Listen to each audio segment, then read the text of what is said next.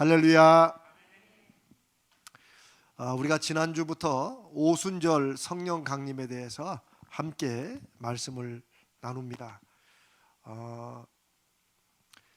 제가 매주 말씀드리지만 이 말씀을 제가 특별하다고 생각하는 것은 우리가 그냥 그동안 막연하게 어디서 들었던지, 아마 주로 들었을 거예요. 설교 중에 들었던지 예전에 이렇게 생각했던 것이 성경 말씀을 다시 살펴보면 그게 아닐 수 있다, 아니다. 제가 이런 구절들을 이제 여러분과 뽑아서 지금 여러분 그동안 다 잊어버리셨겠지만 괜찮습니다.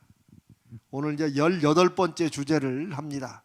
그래서 오순절 성령 강림에 대해서 오늘은 우리 사도행전 2장 1절로 13절인데 오늘 1절과 2절을 여러분 앞에 있는 화면에 보일 겁니다.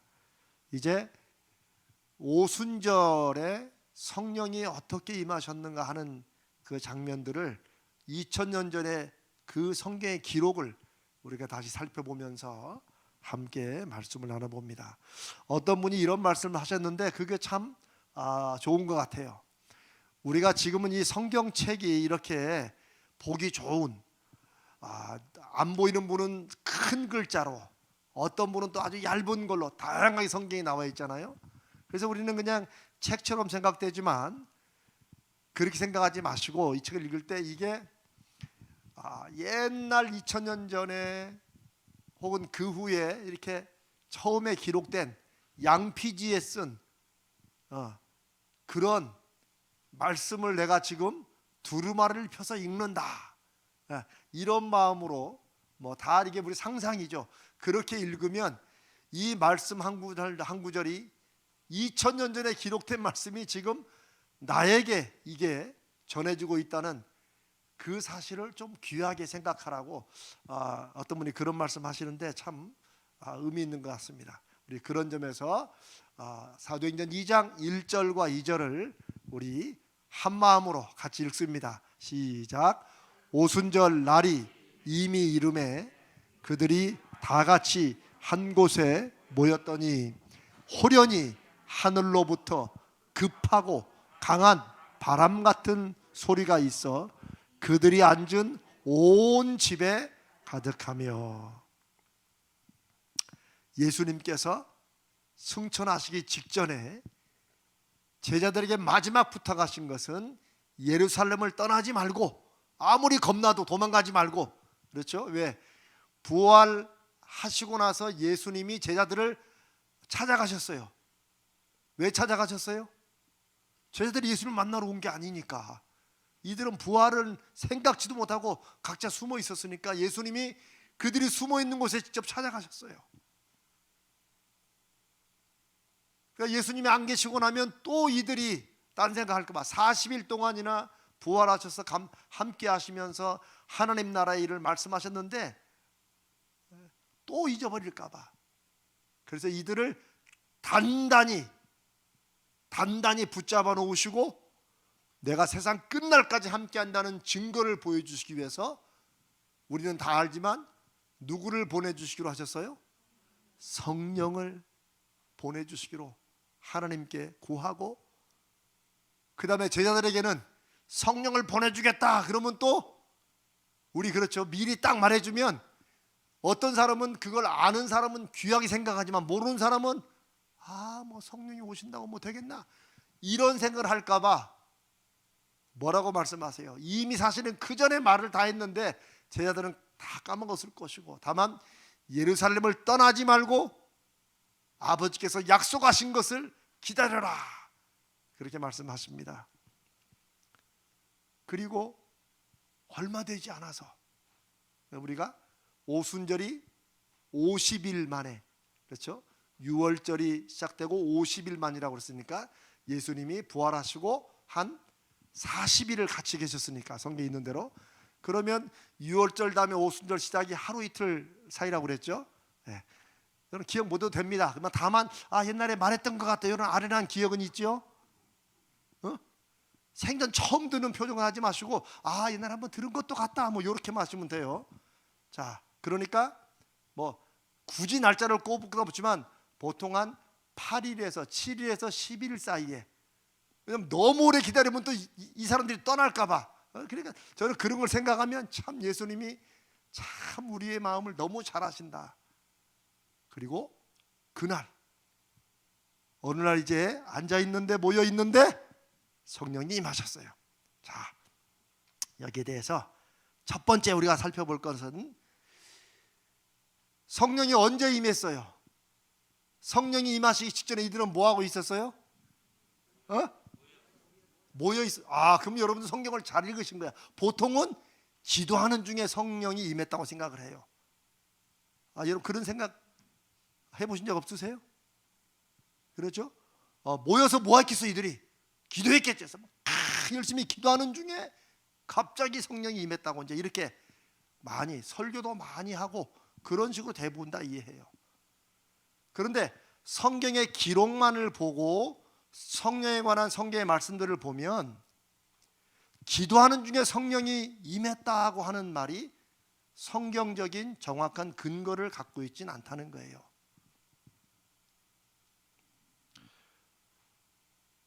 사도행전 1장 13절 14절에 우리가 왜 기도하는 중에 성령이 임했다고 생각이 쉽냐면은 사도행전 1장 13절 14절은 이제 예수님이 승천하시고 난 다음에 이들이 예수님 없이 이제 하루 이틀 살아가면서 한 일이에요. 13절 14절 읽습니다. 시작. 들어가 그들이 유하는 다락방으로 올라가니 베드로, 요한, 야고보, 안드레, 빌립, 도마와 바돌로메, 마테오와 및 알페의 아들 야고보, 셀레도인 시몬, 야고보의 아들 유다가 다 거기 있어. 이 누구예요? 11제자. 그 중에 한 명은 어디 갔어요? 예수님 팔아먹고 양심에 찔려서 자살했죠. 근데 이게 너무나 안타까워요. 양심에 찔리면 어떻게 해야 돼요? 회개하면 돼. 근데 그걸 모르니까 뭐 자살한 거죠. 그래서 요 한 자리가 비었어요. 그 다음에 14절 읽습니다. 여자들과 예수의 어머니 마리아와 예수의 아우들과 더불어 마음을 같이하여 오로지 기도에 힘쓰더라. 앞에 11제자와 여자들과 쭉 이렇게 해서 기도에 힘썼어요. 모여서 기도했어요. 무슨 기도했을까요? 그건 잘 모르지만 뭔가 기도는 했겠죠. 이제 뒤에 우리가 또 생각해 봅니다. 그런데 이 사건과 지금 사도행전 1장의 요 사건과 우리가 조금 전에 읽은 사도행전 2장의 사건은 여러분 같은 날 이루어진 같은 사건입니까? 다른 사건입니까? 벌써 제 표정만 보면 다르다는 게 보이잖아요. 그래서 같았으면 안 물어보죠. 다른 사건이에요. 왜냐하면 요 15절 다음에 바로 그 한 명 가룟 유다 대신에 한 사람을 12지파를 상징하는 예수님의 제자들을 채우기 위해서 한 명을 다시 뽑는 일이 나옵니다. 그 다음에 사도행전 2장으로 넘어가요. 그런데 보통 성경을 이렇게 쭉 읽다 보니까 여기서 기도했으니까 또 여기서 기도했을 것이다라고 그렇게 생각을 하기 쉬워요. 초기 제자들이 모여서 늘 기도만 한 건 아니에요. 우리도 모여서 늘 기도만 하는 건 아니잖아요. 예배도 드리고 또 뭐도 해요. 밥도 먹고 요것도 하고 좋아요. 요것도 하고 또 이것도 하고 그렇죠? 이렇게 마시는 건 술이 아니죠. 우리는 이렇게 하는 거죠. 요게 술이고 요건 커피 마시는 거예요. 그것도 하고 다음에 우리 어제 그제처럼 또 경로잔치도 하고 초대교회라고 해서 그들이 모이기만 하면 기도만 했다고 생각하는 거는 좀 그거는 자연스럽진 않은 것 같아요. 자, 1절에 보면 사도행전 2장 1절에 보면 그들이 한 곳에 모여 있었다라고 말했어요. 이들이 정규적으로 정해놓고 모였는지 아니면 사실 이들 대부분이 다 예루살렘에 살고 있는 사람들이 아니에요. 원래 고향이 어디예요? 저 갈릴리예요. 갈릴리. 예수님이 그 근방에서 12제자들을 거의 다 부르셨기 때문에 그래요. 그리고 예수님을 따라서 같이 이렇게 올라온 거예요. 그리고 여자들도 올라오고, 왜? 예수님 만나서 예수님을 믿는 여제자들이 많았어요. 성경에는 주로 남자들만 써 있지만 여제자들이 많았어요. 그 중에 하나가 막달라 마리아예요. 제가 지난번에 말씀드렸죠. 막달라 마리아가 창녀가 아니라고 그랬죠. 네, 창녀가 아니에요. 이 막달라 마리아는 그런 식으로 성경이 이렇게 해가지고 그렇게 생각을 하는 거예요. 제자들은 오순절이 이제 되었어요. 오순절 날이 이름에 이제 오순절이 된 거예요. 이제 6월절 지나고 오순절이 되자 이들이 모인 건 왜 모였을까요? 1. 오순절 날 성령을 주신다고 그랬으니까 받으러 모였다. 2. 오순절 절기를 지키러 모였다. 1번이야 2번이야? 예, 예수님이 언제 성령을 아버지 약속을 주시겠다 말씀하지는 않았어요. 곧 너희들이 예루살렘 떠나지 않고 있으면 곧 올 것이다 라고 말씀하셨어요. 그러니까 이들은 오순절 드디어 그날이구나 이렇게 온 게 아니고 그냥 오순절 절기, 우리만 추수감사절, 추수감사절 모이려고 이제 지키려고 모인 거예요. 다 같이 한 곳에 모여 있었다. 어떤 분들은 이제 이렇게 생각을 해요. 아니 성도들이 모이면 모일 때 다 기도하고 시작하고 또 끝날 때 기도하는 거 아니냐. 이거는 초대교회에서는 우리가 모임 시작할 때 자 우리 기도로 시작합시다. 자 조용 하고 기도로 시작하고 또 끝날 때 그냥 가면 어떻게 해. 자 앉아 기도하고 마칩시다. 이거는 언제 생겼는지 모르지만 상당히 최후의 일이에요. 상당히 뒤의 일이야.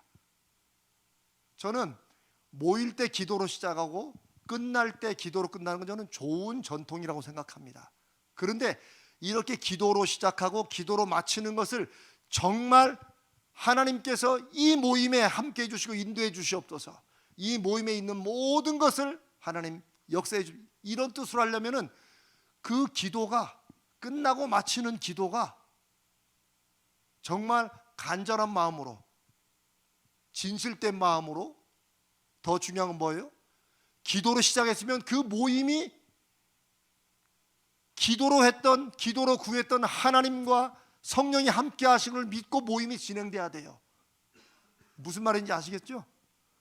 근데 우리는 그런 건 잊어버리고 이제 워낙 기도를 시작하고 기도하고 시작해야 되니까 이렇게 하다 보니까 기도로 시작 안 했는데 모여서 싸워.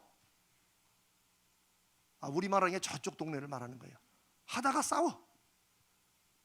또 끝날 때는 기도로 마쳐야 돼. 또 이제 신경질 가라앉히시고 다. 이건 기도의 진정한 의미가 아닙니다.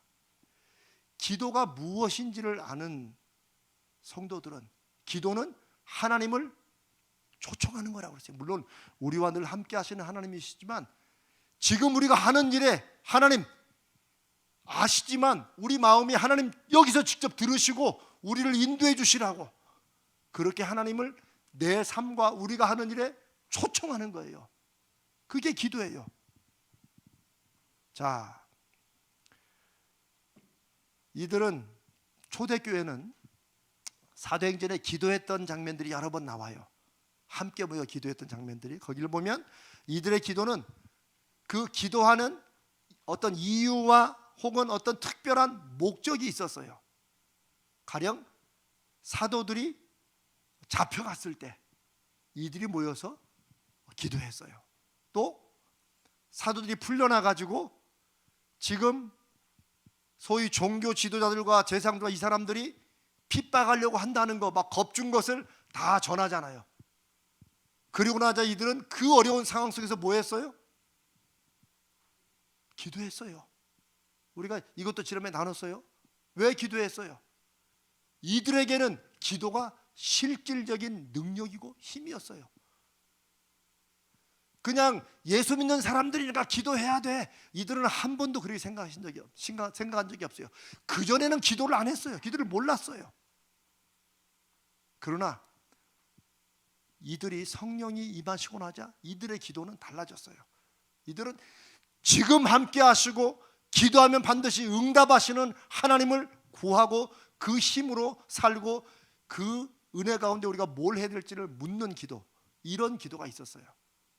제가 이렇게 말씀드린 이유는 이들이 오순절날이 이르러서 함께 다 같이 모였다고 했을 때 이들이 기도해서 성령을 받았다라고 하는 게 뒤에 보면 딱히 틀린 건 아니라고 할 수 있지만 정확히 말씀이 없으니까, 그러나 기도할 때 성령이 임했다고 너무 생각하면 우리는 성령에 대해서 잘못된 생각을 가질 수도 있어요.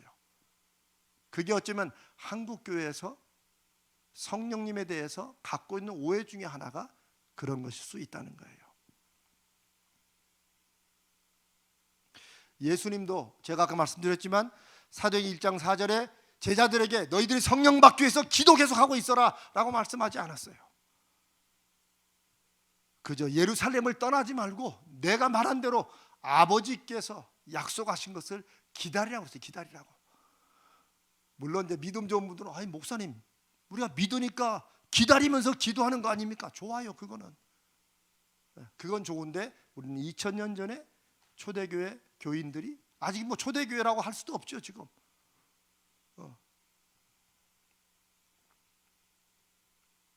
그들이 한 곳에 모여 있었다라고 말을 해요. 그거를 잘 기억하세요. 두 번째 2절에 보니까 2절 사도행전 2장 2절에 우리 한 번 더 읽습니다. 시작. 호련히 하늘로부터 급하고 강한 바람 소리가 있어 그들이 앉은 온 집에 가득했다. 일단 그들이 앉은 온 집에 가득했다. 유대인들의 습관상 앉아 있는 것은 꼭 기도하는 자세라고 볼 수가 없어요. 이들이 주로 앉아 있는 것은 어떨 때 앉아 있어요? 많은 경우가 식사할 때 앉는 모습이 많이 나와요. 근데 식사할 때 앉는 것은 우리처럼 그냥 둘러서 앉아 있는 게 아니고 주로 이렇게 기대 가지고 이렇게 참 소화가 될지 모르겠습니다. 하여튼 이렇게 다 이렇게 기대 가지고 이렇게 그게 앉아 있는 거고, 또 아니면 자기들끼리 또 얘기하기 위해서 앉았겠죠.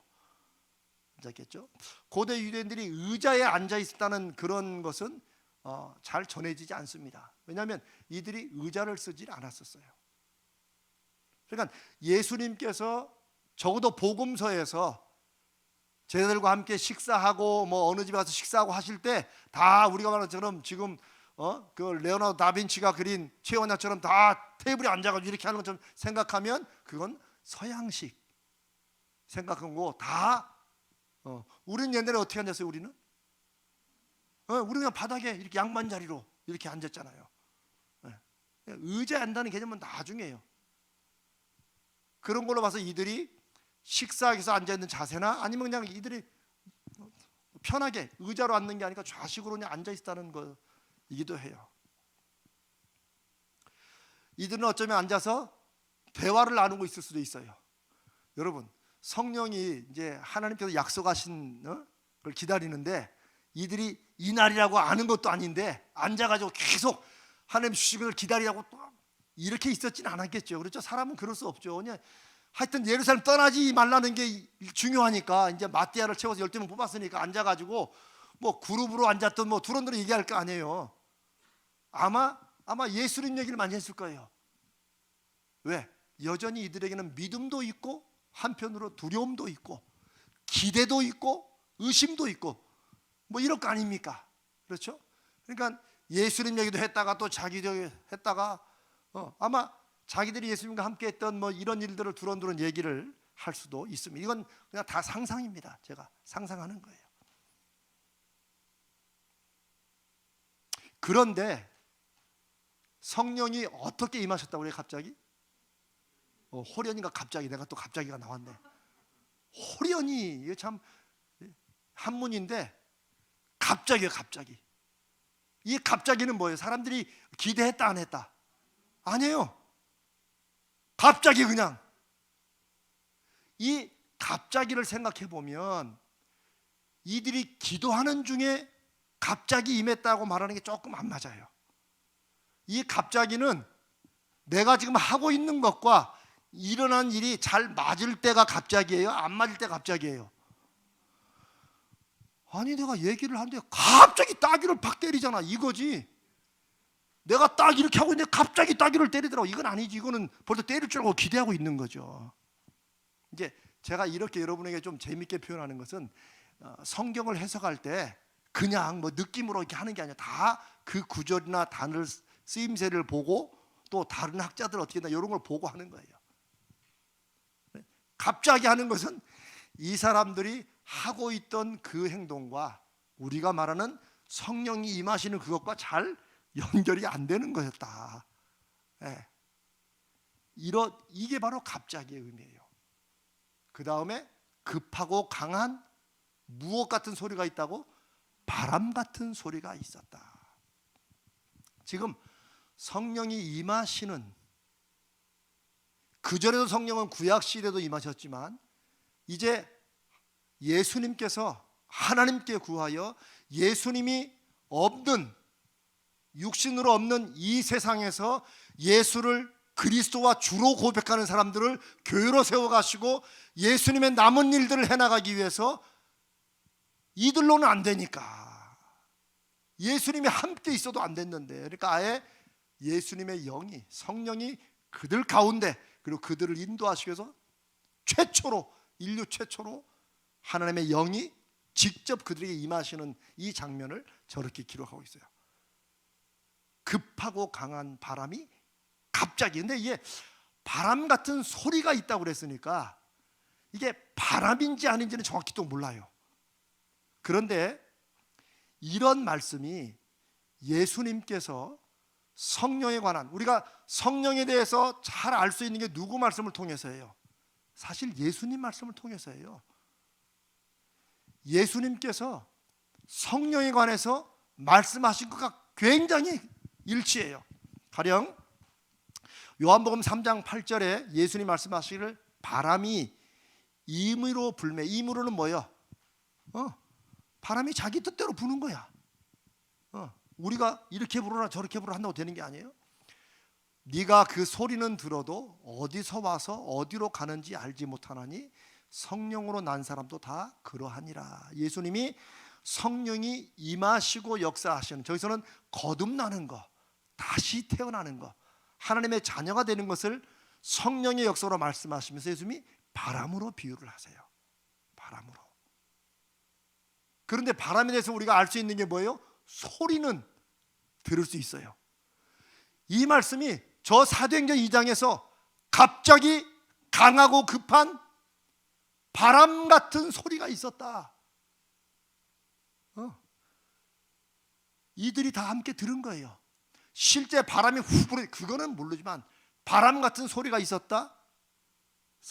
요한복음을 나중에 또 사도행전을 기록한 누가가 예수님의 하신 말씀과 성령과 바람을 이게 이렇게 연결되는구나 라고 해서 기록을 한 것 같아요. 또 하나 요한복음 20장 22절에 예수님께서, 지금 요한복음입니다. 아직 제자들이 사정에서 기다릴 때도 아니에요. 자, 이 말 한번 읽어봅시다. 시작. 이 말씀을 하시고 그들을 향하사 숨을 내쉬며 이르시되 성령을 받으라. 이게 숨어있던 제자들에게 예수님이 나타난 거예요. 또 도마는 또 자기가 손을 넣어봐야 된다고, 믿으니까 넣어봐야겠다고 하니까 예수님이 나타난 거야. 자, 넣어봐라, 만져봐라.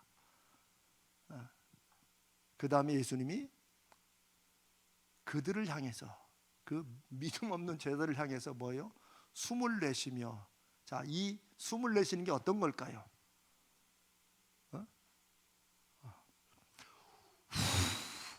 이걸까요? 이걸까요? 1번, 2번. 갈라지는군요. 우리 이럴 때 민주적으로 손을 듭니다. 자, 1번. 손 들어보세요. 자, 7명 내리시고 성령을 받으라. 2번 내리시고. 저도 2번으로 알았는데 1번이에요. 1번. 이거는 의도적, 이거는 breathe on이에요. 숨을 부시는 거지. 영어로 sigh, 한숨 쉬듯이. 속으로 인간아 성령을 받아야 사람이 되지, 그런 뜻이 아니에요. 예수님께서 믿음으로 일어서라는 말씀을, 너는 나를 본고로 믿느냐 안 보고 믿는 자는 더 복되다, 이런 말씀하시면서 예수님이 그들을 향해, 12제를 향해서 11명이죠, 숨을 부르셨다요. 성령을 받으라. 우리가 이 말씀을 이렇게 이해하면 성령을 무엇과 연결하는 거예요? 숨, 나오는 바람 같은 숨으로 말씀하시죠. 그런데 이 숨은 어디에 나와요? 저기 창세기에 하나님께서 사람을 흙으로 만드시는데 어떻게 했어요? 아휴, 인간아, 이게 아니고 그 코에 하나님의 호흡을 불어넣으셔서 이 진흙덩어리가 영혼을 가진 존재가 되는 거예요. 예수님은 그때 사람을 지으실 때 이미 함께 하셨기 때문에 예수님이 이 제자들에게 숨을 내쉬는 게 뭐예요? 하나님의 영, 성령을 받아야 새로워지고 새로운 피조물이 된다는 것을 주님이 여기 말씀하세요. 이건 제 얘기만이 아니고 학자들의 말이에요. 그런 성령에 관한 말씀이기 때문에 사도행전에서 성령이 임하실 때 그때 함께 있던 사람들이, 그때 누가는 거기 없었어요. 누가는. 그런데 함께 있던 사람들이 나중에 누가의 전해주기를, 그때 있었는데 몰라, 뭐 바람이지만 후 하고 막 불더라고. 그런데 바람이 불어가지고 막 뭐가 날리고 이런 게 아니에요. 이제 그 다음 3절에 보면은, 혹시 3절이 있어요? 네, 한번 읽습니다. 시작. 마치 불의 혀처럼 갈라지는 것들이 그들에게 보여 각 사람 위에 하나씩 임하여 있더니. 그러니까 이거는 바람 같은 소리지, 막 바람이 불면 어떻게 해요? 뭐가 날리겠죠. 그럼 뭐 이거 날라고 저거 날라고. 그런데 급하고 강한 바람 같은 소리가 있었고, 그 다음에 임하는 건 뭐예요? 불의 혀같이. 이건 참 어려운 말이에요. 그래서 tongues of fire라고 그러는데, 이 불길이 여기 지금 우리가 이제 한 40명 앉아 있잖아요. 그러면 불이 한 번에 확 내린 게 아니고, 참 특이해. 저건 이제 다음에 하려고 그러는데, 불의 혀같이 갈라진다는 말이 왜 불길이 혀처럼 갈라졌을까요? 무서운 걸 보여주려고? 하려고? 아니죠. 각 사람에게 불길이 임하는 걸 보여주시기 위해서요. 성령이 그냥 싸잡아가지고 한 번에 그냥 불로 훅 내리신 게 아니고, 강하고 급한 바람 같은 소리가 마치 그냥 이 하나님의 이 호흡이 모든 사람에게 확 임하듯이 소리가 들렸는데, 불길이 각 사람 머리에, 이춘옥 집사님, 김아라 집사님 다, 이름 다 부르면 한참 걸리는데, 하여튼 다 불렀다고 하세요. 이렇게 각 사람 머리에 하나씩 임하 있다는 거예요. 성령은 함께 모일 때 역사하지만, 그럼에도 우리를 뭉뚱거려서 하시지 않고 한 사람 임하신다는 거예요. 그게 성령이 임하실 때의 모습이에요. 갑자기 임했다. 이 말은 예수님께서 성령은 마치 바람과 같다, 임으로 분다. 소리는 들어도 성령이 역사하신 다음에 결과는 우리가 조금 볼 수 있어도 성령이 어디로, 누구에게로 가는지 이건 모른다. 이 부분은 굉장히 중요해요. 성령 하나님을 이해하는데. 두 번째, 그러면 성령과 이제 기도의 관계에 대해서. 성령은 기도할 때만 임하시는가 하는 게, 우리가 보통 기도할 때 성령이 임했다고 생각하면 성령 받으려면 열심히 기도해야 된다라는 말을 많이 할 수 있어요. 틀린 말은 아니지만 성령은 기도해야 오신다라고 말하면, 임하신다고 말하면 그거는 성경적이지 않다는 거예요. 무슨 말씀인지 아시겠죠? 이게 이제 중요한 이유가 있어요. 또 하나, 그러면 성령과 기도는 상관없냐? 또 그것도 아니에요. 그럼 기도하는 사람한테 성령이 안 오시나? 그것도 아니에요. 왜요? 성령은 임으로 역사하시는 거예요. 임의가 뭐예요? 성령 하나님의 뜻대로 임하시는 거예요. 이게 굉장히 중요한데, 한국 교회는 어떤 면에서 성령 강조하는 어떤 교단에 의해서 잘못해가지고 성령이 임하실 만한 분위기를 만들 수 있다고 생각하는 거예요. 무슨 말인지 알죠? 분위기만 갖춰놓으면 성령이 임하시면 성령의 주도권을 갖고 계십니까? 분위기를 맞추는 사람이 주도권을 갖고 있어요. 그렇죠. 그거는 성령을 모독하는 거예요. 이렇게 싹 분위기를 쫙 세팅해 놓으면 성령이 임할 수밖에 없다라고 생각하는 거예요. 그러니까 마치 자기들이 성령을 주는 것처럼 여기까지 나간 게 한국 기독교의 성령에 대한 아주 잘못된 신성 모독 같은, 하나님을 모독하는 그런 일들이 있었어요. 또 그러다 보니까 저쪽 반대쪽에 우린 장로교 같은 데서는 그런 게 너무 이제 싫은 거지. 그나마 유기적으로 점잖아야 되는데 박수 치자면은 안 칠 수는 없으니까 이렇게 치는데, 그렇잖아요.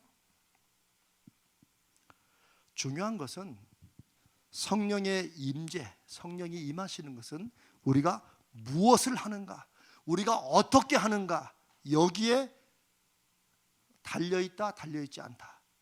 달려있지 않습니다. 성령은 하나님의 뜻대로, 성령의 뜻대로 임하시고 역사하시는 분이라는 걸 꼭 알아야 돼요. 그러니까 우리가 기도할 때 성령이 임하십니까, 안 임하십니까? 그렇지. 그때 기도할 때 안 임했다고 그러는데 그건 아니잖아요. 우리가 집에 가만히 앉아있는 성령이 임할 수 있습니까? 아닙니까? 있어요. 다 있어요. 왜? 그건 성령께서 하시는 일이기 때문에.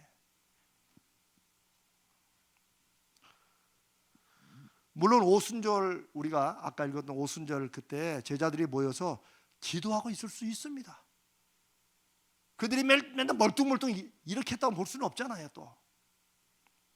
그러나 이들은 아직 성령의 임재를 경험하지 못했기 때문에 어쩌면 기도했다고 해도 기도 내용도 예수님께서 약속하신 것을 보내주시라고 기도하는 그거였을 거예요.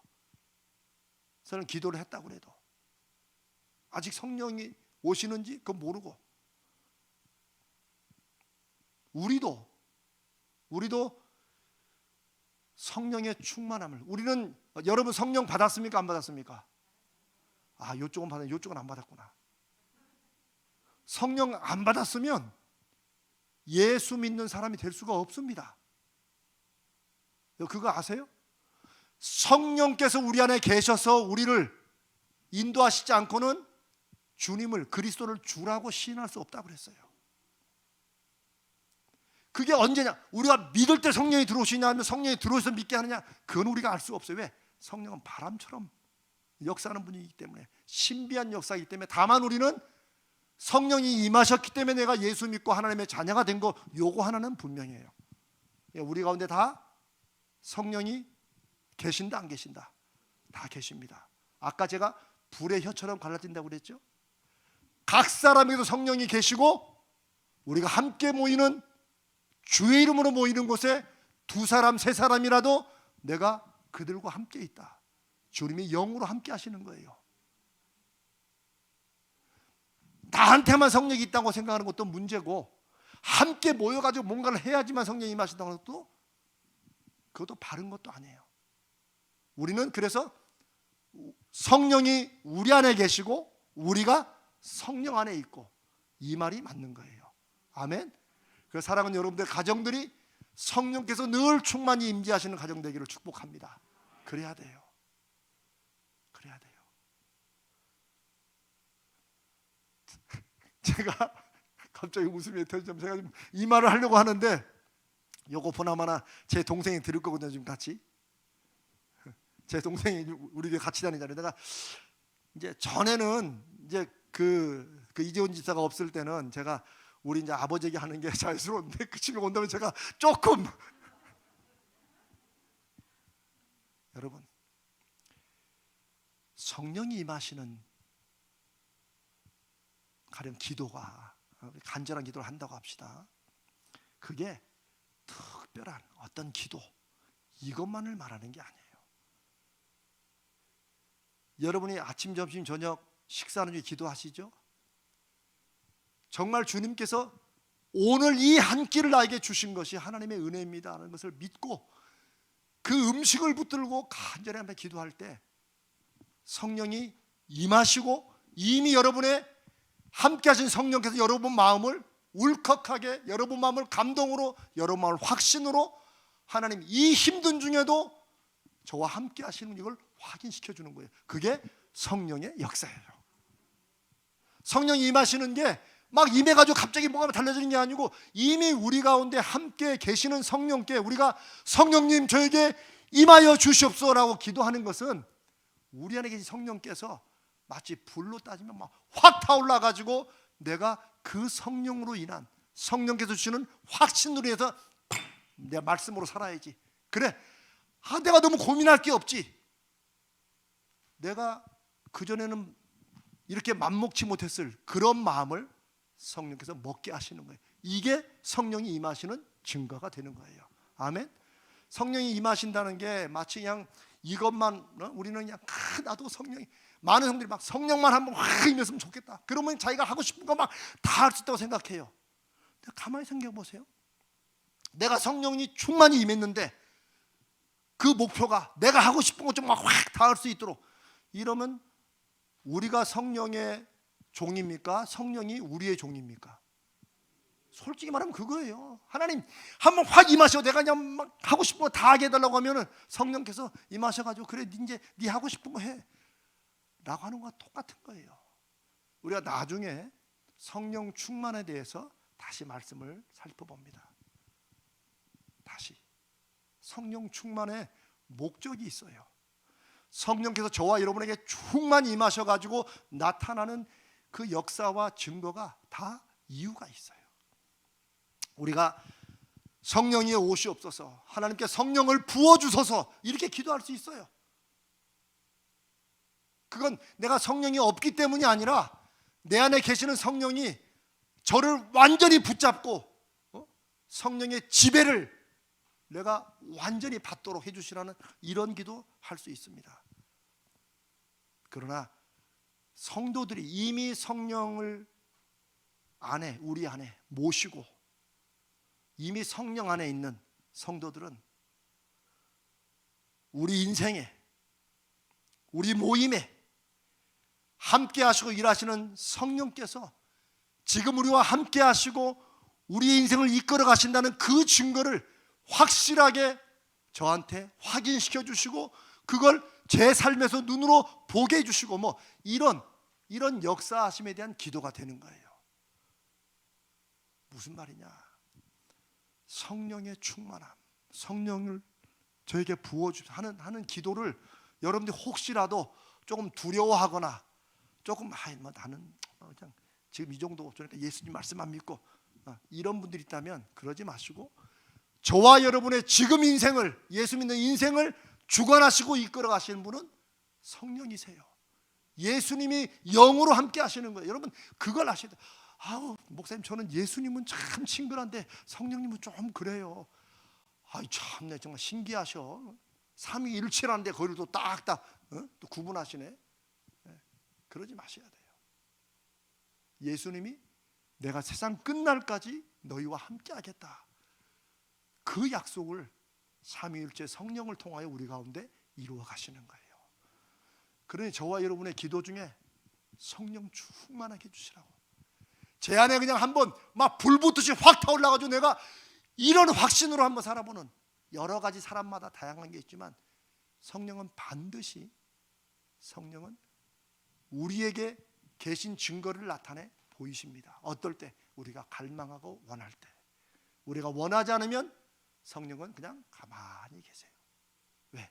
너무나 인격적이고 점잖으신 분이기 때문에. 제가 점잖다는 표현이 좀 정확하진 않더라도 그렇습니다. 자 이제 시간 좀 갖지만 오늘 한 김에 이거 다 마저 합시다.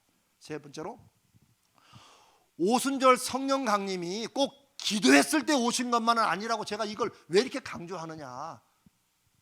이제 뭐 여러분들은 중에는 아니 뭐 기도하는데 오실 수 있으면 뭐 그럴 수도 있지라고 생각할 수 있지만 제가 이 점을 여러분에 특별히 강조하는 이유가 있습니다. 첫 번째로 사도행전에 기록된 초기의 제자들과 여인들과 이런 초기의 제자들이 함께 모였던 것은 예수님께서 아버지께서 주실 것을 기다리라는 그 말씀에 순종하는 것이었어요. 준비라면 그거 하나 준비한 거예요. 이들은 성령 받기 위해서 목욕 재개를 하거나 뭐 옷을 똑같은 갈아입고 막 밴드 준비해 놓고 뭐 조명도 해 놓고 이런 준비 했어요, 안 했어요? 안 했어요. 아이, 목사님 그건 2000년 전이고 지금은 있으니까 그러고 준비하면 어떻습니까? 저는 그런 준비가 안 좋다 나쁘다는 게 아니에요. 그런 준비가 자칫하면 우리로 하여금 감정적으로 빠져가지고 그런 감정에 무어 막 이렇게 그렇죠? 막 쿵짝쿵짝하고 막 이거 받아라 성령 막 이러면 막 저 앞에 저 목사님이 나한테 성령을 주는 것 같이 이런 착각을 많이 하게 만든 게 한국 교회였습니다. 왜냐하면 이거 제가 왜 이렇게 잘 알게요? 알죠? 제가 그 자리에 앉아 있었거든. 나도 많이 부흥회 때마다 어린 마음에 막 성령 받겠다고 막 그 목사님이 막 자기가 성령을 어떻게 막 충만 임하는지 얼마나 자랑하는지 너무나 부럽더라고요. 고등학교 대학교 때도 그때 막 그분들은 막 하면 그래 막 성령을 받아라 막 자기가 불어. 여러분 저는 이렇게 컸어요. 아마 여러분도 저와 같은 경험이 있는 분 많으실 거예요. 그렇게 한다고 성령을 못 받는다고 저는 얘기하는 건 아니에요. 그러나 한국교회가 소위 부흥회나 이런 걸 통해서 소위 성령 대집회, 성령 은사 집회라는 걸 그렇게 했기 때문에 우리는 성령이 하나님이시라는 거, 하나님이시라는 거 이거를 잊어버리고 성령이 마치 소위 영역이 센 목사나 누군가가 막 줄 수 있고 그러면 그 밑에 막 성령 받으면 뭔가 할 수 있고 이런 식으로 성령을 도구화했어요. 아주 교만한 거예요. 내가 성령을 가지고 막 이 성령 가지고 뭔가 하고 싶은 걸 막 하는 그런 분으로 한국교회 성령을 많이 오해했어요. 그렇게 하니까 막 교회 숫자도 막 늘어나고 사람들은 많아졌을지 모르지만 우리는 우리의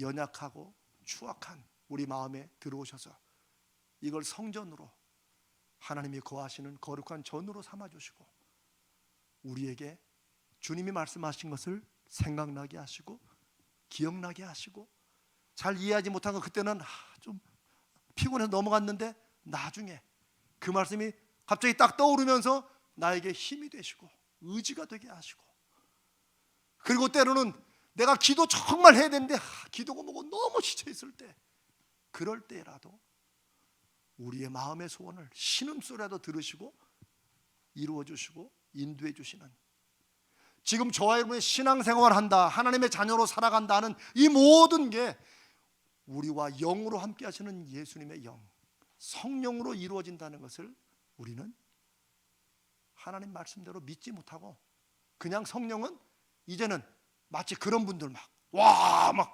이런 분들은 막 성령파 소위 성령파가 있고 우리는 점잖은 우리는 그런 거 안 하고 예배 중 우리는 아멘도 안 하고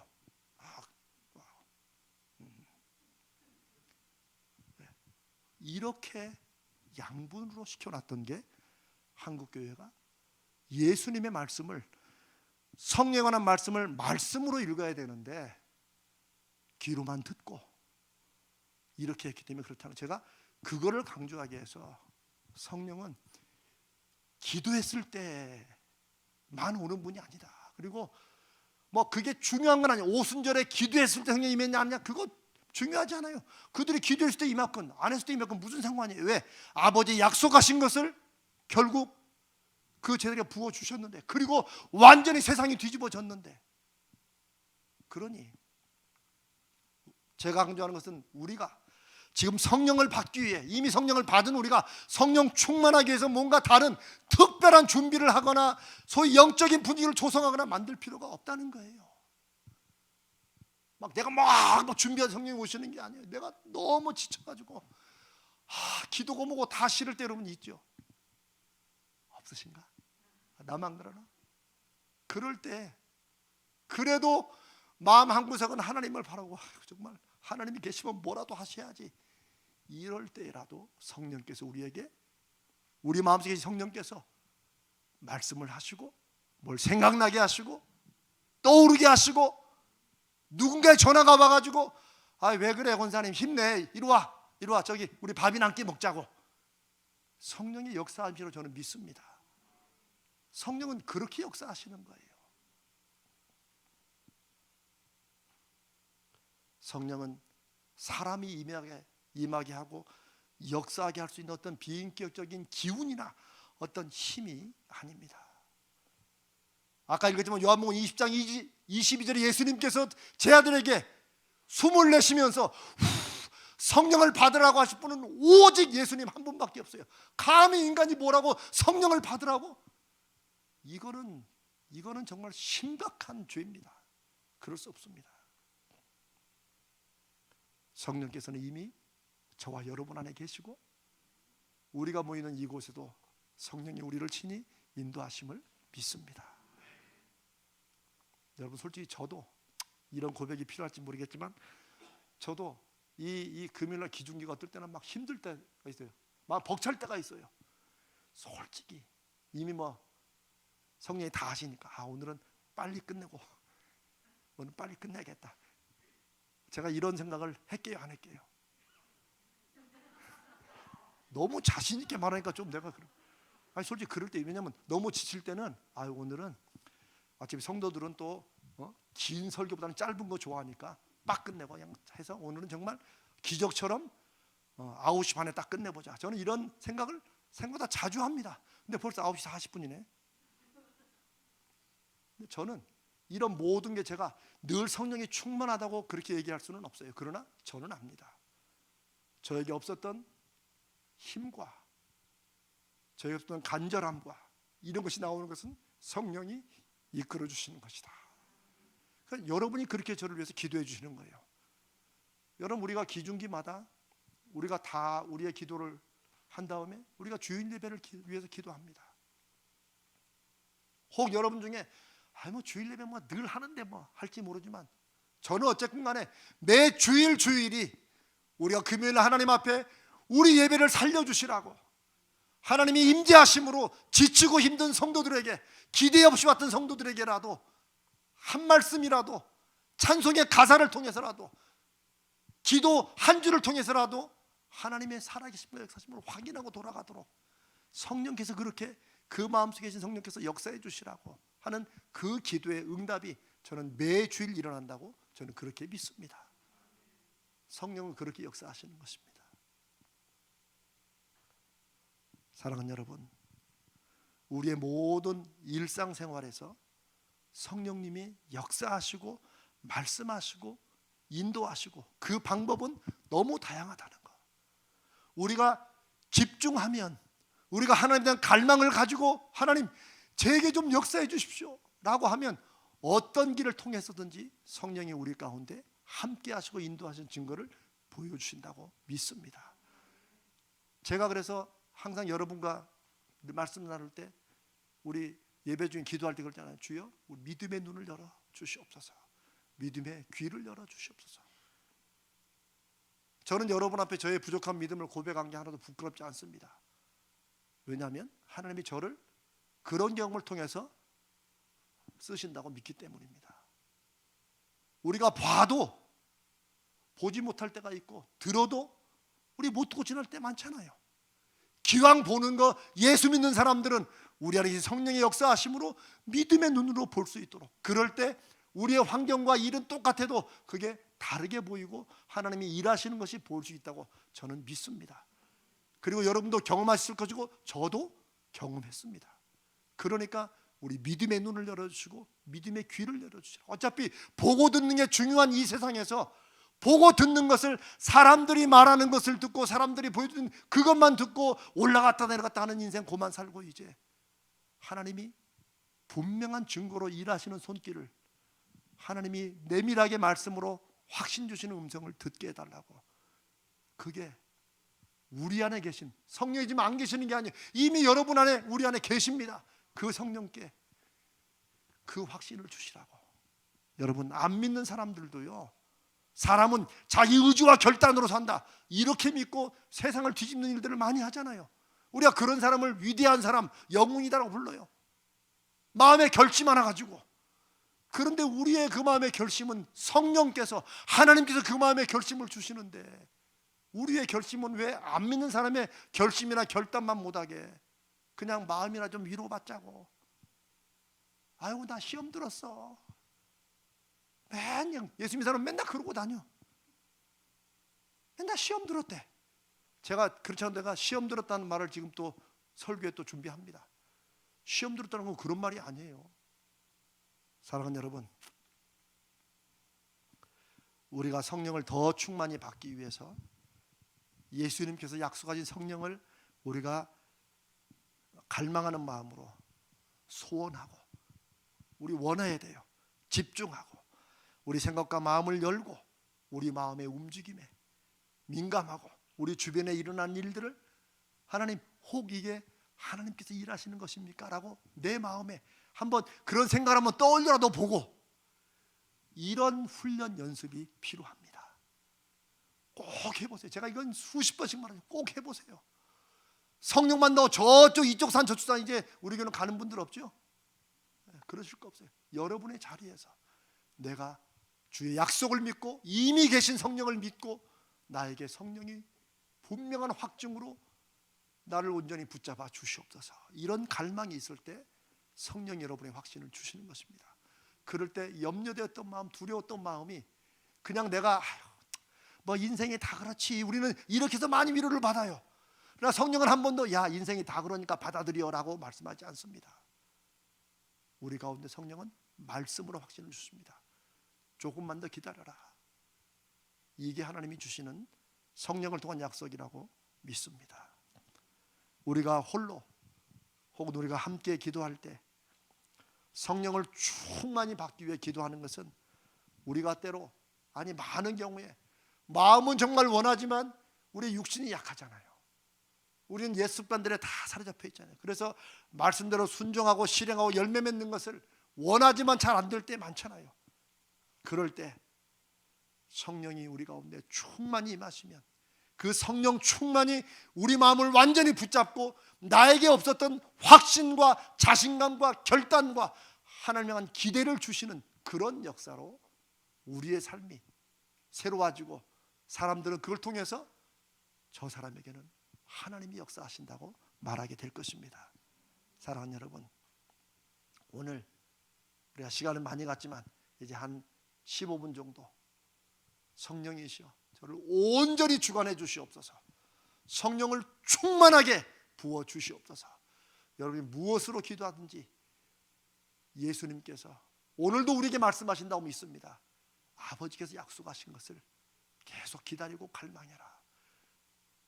우리가 살아가는 것이 마치 양들이 늑대 가운데 살아가는 것 같다고 2000년 전에 말씀하신 주님은 지금도 우리에게 말씀하십니다. 이 세상을 믿음으로 이기기 위해서는 우리의 믿음이 강해지는 것보다 우리 안에 성령이 강력하게 일하실 때 우리가 믿음으로 살 수 있다고 믿습니다. 우리 이 시간 성령이여 충만히 임하시옵소서, 성령이여 충만히 임하시옵소서, 성령 충만을 주옵소서. 우리 주여 성령 충만을 주옵소서, 주여 성령 충만을 주옵소서. 간절한 마음으로 우리 두 번 부르짖으며 성령 충만을 위해 기도합니다. 주여 성령 충만을 주옵소서, 주여 성령 충만을 주옵소서.